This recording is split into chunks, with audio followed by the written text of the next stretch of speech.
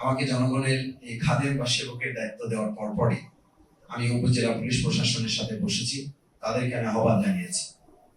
অত্যন্ত বিনয়ের সাথে এবং দরদ ভরা মন নিয়ে আমি তাদেরকে আহ্বান জানিয়েছি যে আমার এই মাদক মুক্ত 60 দিনের 60 ডেজ বাউফল তৈরি করার জন্য আপনাদেরকে আমি পাশে চাই এবং আপনাদের সাথে থেকে আমি কাজ করতে চাই।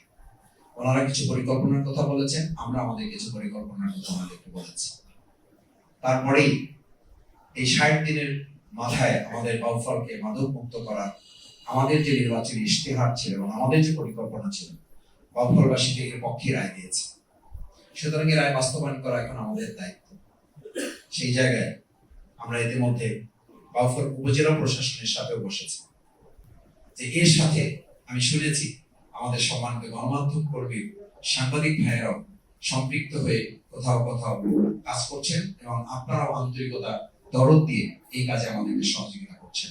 আমি আপনাদের সকলের সহযোগিতা চাই এই 4টি পয়েন্টে মাদক, সন্ত্রাস, চাঁদা, দুর্নীতি মুক্ত একটা বাউফল বিনির্মাণ।